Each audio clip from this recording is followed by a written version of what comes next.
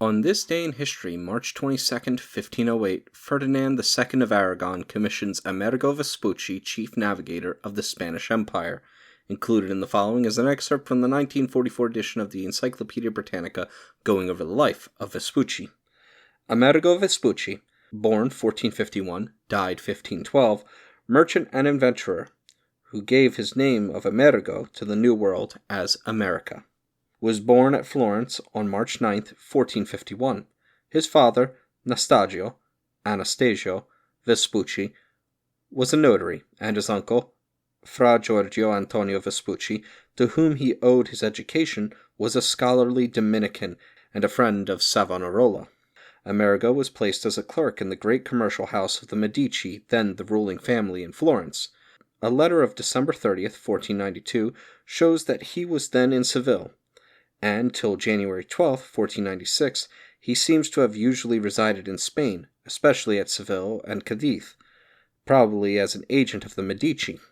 In December 1495, on the death of a Florentine merchant, Gianetto Berardi, established at Seville, who had fitted out the second expedition of Columbus in 1493, and had also undertaken to fit out 12 ships for the King of Spain, April 9, 1495, Vespucci was commissioned to complete the contract. As Ferdinand recalled the monopoly conceded to Columbus, this order of April 10, 1495 was cancelled on June 2, 1497. Private exploring now had an opportunity, and adventurers of all kinds were able to leave Spain for the West. Vespucci claims to have sailed with one of these freelance expeditions from Cadiz on May 10, 1497.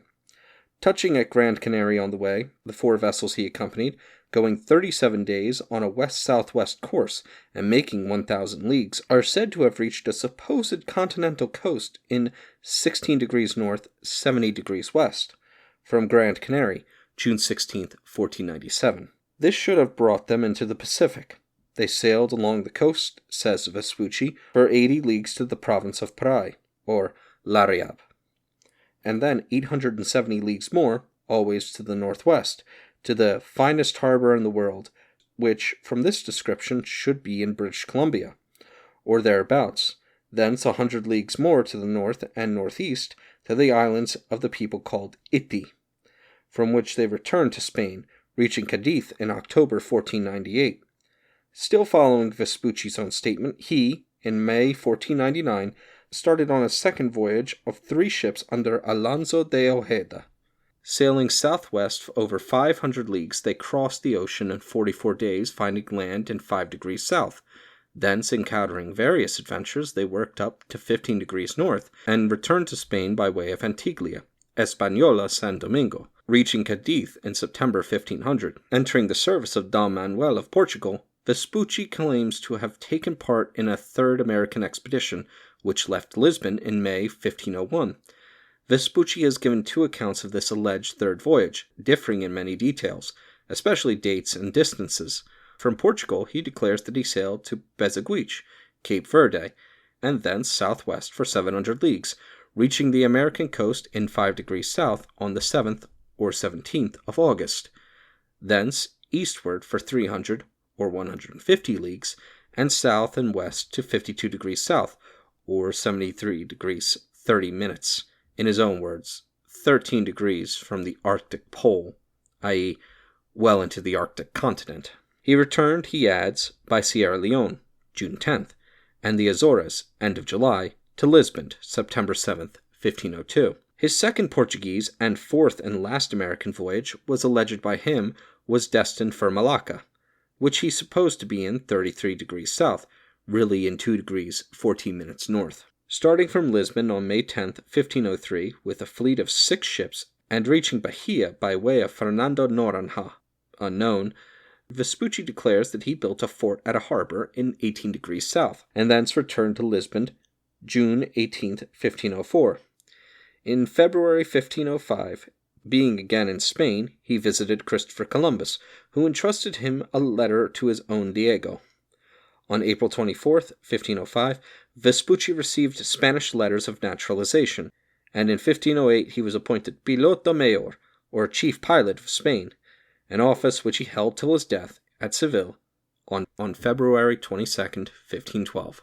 If his own account had been trustworthy, it would have followed that Vespucci reached the mainland of America 8 days before John Cabot, June 16th against June 24th, 1497. But Vespucci's own statement of his exploring achievements hardly carries conviction. The statement is contained in his letter from Lisbon, March or April 1503, to Lorenzo Piero Francisco de' Medici, the head of the firm under which his business career had been mostly spent, describing the alleged Portuguese voyage of March 1501 to September 1502. The original Italian text is lost, but we possess the Latin translation by Jocundus Interpreter, perhaps Giocondo, who brought his invitation to Portugal in 1501. The letter was printed, in some 9 editions, after it was written. The first 2 issues, Mundus Novus and Ispatola Alberdici de Nuovo Mondo, without place or date, appearing before 1504, the third of 1504, Mundus Novus, at Augsburg. 2 very early Paris editions are also known, and one Strasbourg, De Ora Antarctica, 1505, edited by E. Ringman. It was also included in the Paesi Nuovamente Retrovati of 1507, Vicenza, under the title of Nuovo Mondo da al Vespuccio. The connection of the New World with Vespucci, thus expressed, is derived from the argument of this first letter, that it was right to call Amerigo's discovery a New World, because it had not been seen before by anyone. This prepared the way for the American names soon given to the continent. In Vespucci's letter, also written from Portugal, September 1504, and probably addressed to his old schoolfellow Piero Soderini, Gonfalonieri of Florence, 1502 to 1512, from the Italian original, of which 4 printed copies still exist without place or date, but probably before 1507, a French version was made, and from the latter a Latin translation, published at St. Die in Lorraine in April 1507, and immediately made use in the Cosmograph Introductio, St. Die, 1507, of Martin Waldesmuller, Hylicomulus, professor of cosmography in St. Die University. Here we have perhaps the first suggestion in a printed book that the newly discovered 4th part of the world should be called America.